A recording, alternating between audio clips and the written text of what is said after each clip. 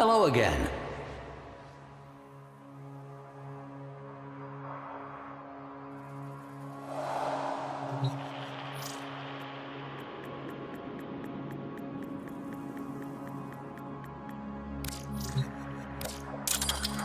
Thank you. This is Atlas, hard as stone. Is it any surprise that his story begins with an asteroid? Temple Telemon had cast a spell on the indentured masses with a song that heralded the coming of a great stone destroyer, a god who would shatter the world and lead them to a great rebirth. The Orokin mocked the cult's off-key singing, their spasmodic dancing, but the spell only grew stronger. Telemon broadcasts would oft-times wedge into control channels to spread their doomsday message. For the suffocated lower castes, the notion of something more powerful than their Orokin masters must have been intoxicating. A brutal Orokin crackdown seemed to be working, until an asteroid was detected on a collision course with Earth. The Telemons celebrated it as prophecy writ true, divine intervention. For the first time in living memory, the Orokin showed vulnerability. It did not matter that the destruction would be total. For the Temple, this was a sign of a new age.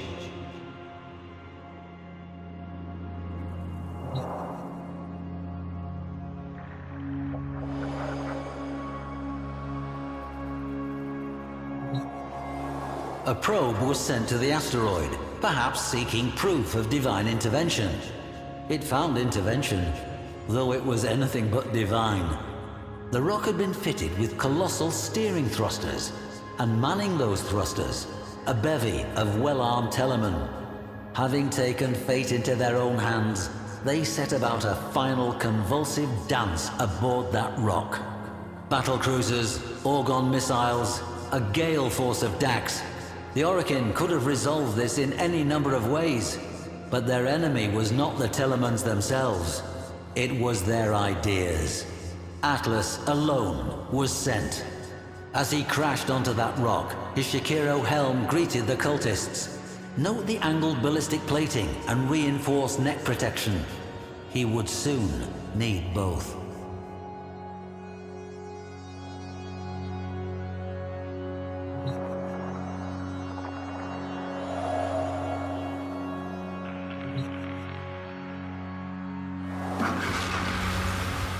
For years, historians felt this tale of Telemon quite improbable, an artifact of Orokin propaganda myth.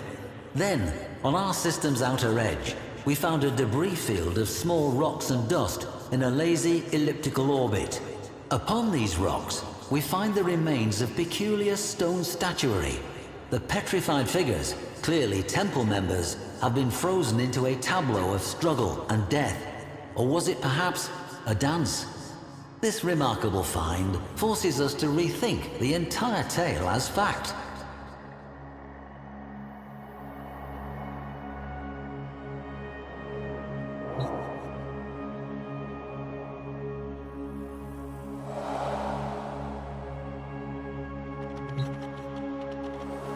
The stratum Cyandana, reserved and austere, until you turn it over and reveal the glowing hue of the amethyst crystal within. A breathtaking geode. Imagine its spiraling ribbons as Atlas tore toward the killer asteroid's thrusters. His plan must have been to reorient them and push the rock away from Earth.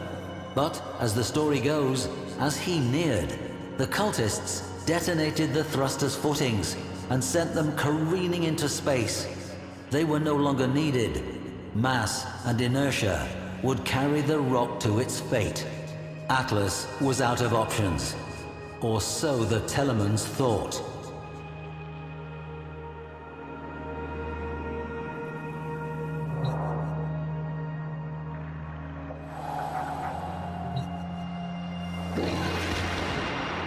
The Techo are perhaps my favorite pieces in this gallery. Note the intricate, ornate moldings, the complex blades.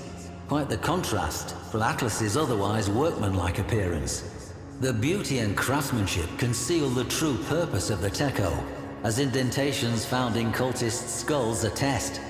I have to wonder what frenzied dance would have been interrupted, or if the whiplash strikes and jabs of the Techo might have blended into the crowd's fitful celebration.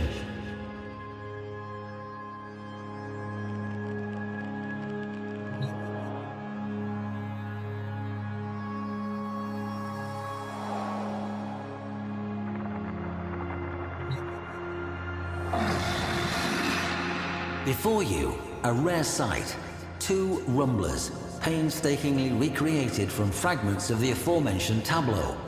How these inert and rigid formations are compelled to life by Atlas defies reason, yet it is true.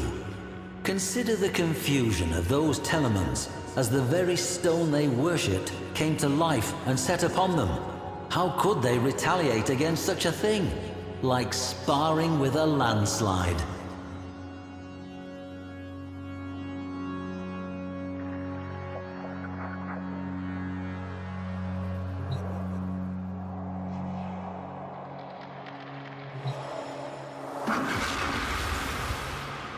Earth swelled on the horizon as the cult mocked Atlas with their chorus, "The stone shall shatter all." Across the system, every Telemon echoed that final hymn. Children, as far as Neptune, turned their heads from greasy broth and gazed toward Earth. Would that careening stone change everything? Atlas kneeled down, head and hands pressed to the ground in apparent defeat as the Telemon's hymn grew even louder. But Atlas was listening, feeling, the way the stone trembled to the hymn's pitch. The faults within the asteroid became vivid to him, and so a new song rose up. Rumblers, erupting in a godlike rhythm, beating along the faults until Atlas, alone, struck the final resonant chord. A tremor forked through the rock until, all at once, the great asteroid exploded, its dust falling as scintillating rain, sparking across the atmosphere, and then gone.